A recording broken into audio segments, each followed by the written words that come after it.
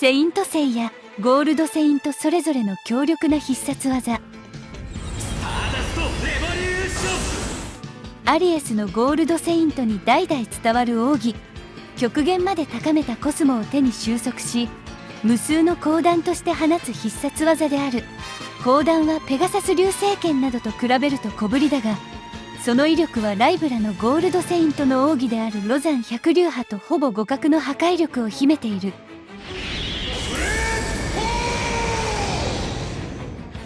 タウラスのゴールドセイントの必殺技、両腕を組んだ状態から居合抜きの要領で抜き放ち、凝縮したコスモを一気に相手にぶつける非常にシンプルな技だが、その破壊力は絶大。まともに命中すれば大抵の相手は即死か瀕死の重傷となる。ジェミニのゴールドセイントの必殺技、星々をも砕くと言われる極めて強力な威力を誇る技で、背景には宇宙空間が浮かぶ。原作では周囲の宇宙空間に浮かぶ惑星の爆発とともに敵も粉々にといった描写だが、アニメ版やゲームでは隕石をぶつけたり大量の光球をぶつけたりと描写は様々である。ジェミニのゴールドセイントの決め技の一つで、雑魚敵はもちろん相当の実力でない限り数人まとめて粉砕されてしまう。ただ最強クラスのキャラであるフェニックス1機は複数回食らっても生還している。キャンサーのゴールドセイントの共通技で、螺旋状のコスモを死の輪行赤色に変換し相手に放つ技。人差し指を突き立てた構えが特徴的。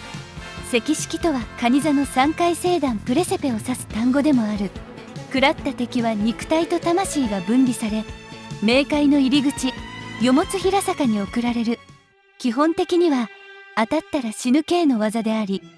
相手の魂に干渉するという特性上神にも通用するチート性能を誇る必殺技である。欠点としては、相手が高いコスモを持っている場合や、同じく赤色や魂に干渉する技を持っている場合は妨害されて現世に戻ってしまうこともあった。またクリスタルウォールにあっさり弾かれたり、冥界の勢力であるラダマンティスには全く効かなかったりと最強の技とは言い難い。レオのゴールドセイントが使う必殺技、ライトニングボルトとは逆に1秒間に1億発の高速圏を周囲に拡散させて放つ。あまりにも速すぎる拳の軌跡が何本もの光線となって駆け巡り、間合いに入った敵に襲いかかる必殺の高速圏。ライトニングボルトよりも素早く発射できる上に攻撃範囲も広いため多用された。高速の拳が獅子の爪のような軌跡を描き、隙間を縫うように次々と放たれるために回避は非常に困難。技の形は拳を突き出すだけの単純なものだが、エフェクトのかっこよさはセイントセイヤの技の中でも一二を争う。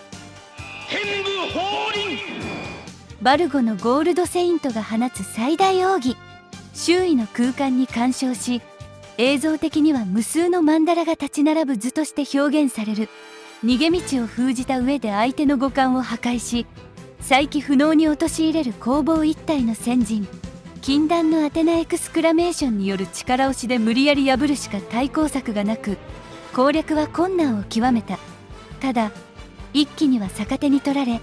あえて五感を破壊させてコスモを高めたことによって相打ちに持ち込まれている。ロザン百竜ライブラのゴールドセイントが使う必殺技、コスモを集中し両手を突き出すことで無数の竜のオーラを放つ。後に紫竜に受け継がれたほか、セイントセイヤオメガにて竜宝が強化版と思われるロザン千竜派を披露している。スカーレットニードルスコーピオンのゴールドセイントが使う必殺技、幸福か死を選ばせる慈悲深い技とされ、その威力から真紅の衝撃という別名で呼ばれる。人差し指の爪からサソリ座を形成する星の位置へ、相手の体に15本の赤い針のような鋭い突きを目にも止まらぬ速さで打ち込む。小さな針に刺されたような傷跡だが、中枢神経を刺激するため一発食らうごとに全身に激痛が走り麻痺してしまう。当たる数が増すごとに屈強な戦士でも耐えきれないほどの地獄の苦しみとなる。命を奪う前にその激痛をもって相手を降伏させようという慈悲深い技なのだが、やっていることは拷問にしか見えない。大抵の相手は10発もしないうちに死ぬか発狂してしまうらしい。真紅のレーザーで相手を貫通するため見栄えはいいが、一撃必殺の特性がない。アニメ版でのいて座サジタリアスのアイオロスの必殺技としてはコスモで作った雷の光弾を発射するというペガサス流星剣やスターダストレボリューションに近い技。電撃系の技になったのは弟であるアイオリアが電撃の技であるライトニングボルトを使用しているので、アニメ版のスタッフが決めたと思われる。しかしこの技は放映当時取ってつけたような技とファンの間ではいまいち不評であった。セイントセイヤオメガの2期でパライストラ防衛に参戦したセイヤがなんとアトミックサンダーボルトを使用し、旧アニメ版のファンは猛烈に歓喜した。カプリコーンのゴールドセイントが使う必殺技。鍛え磨き上げられた獅子は鋼のように研ぎ澄まされており、特に腕から繰り出される手刀はいかなるものをも切り裂く。手刀の範囲外の対象すら切り裂くことができ、劇中でも遠距離から地面を真っ二つにして聖夜たちと紫龍を分断した。12級で戦った紫龍に自身の魂とこの技を授け、後に紫龍の危機を幾度となく救っている。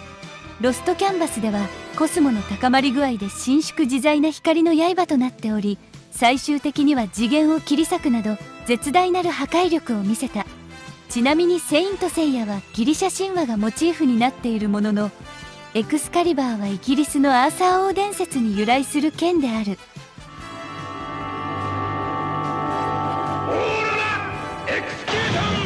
極高処刑アクエリアスのゴールドセイントが使う必殺技。両手を組んで頭上に掲げた後、体の前に振り下ろすと同時に巨大な陶器を放出する最大奥義。水亀座のクロスは両腕の部分に水亀のパーツがついており、両手を組むことでそれが一体となって水亀の形をなす。12級編において氷河と神によるオーロラエクスキューションの打ち合いは作中屈指の名シーンである。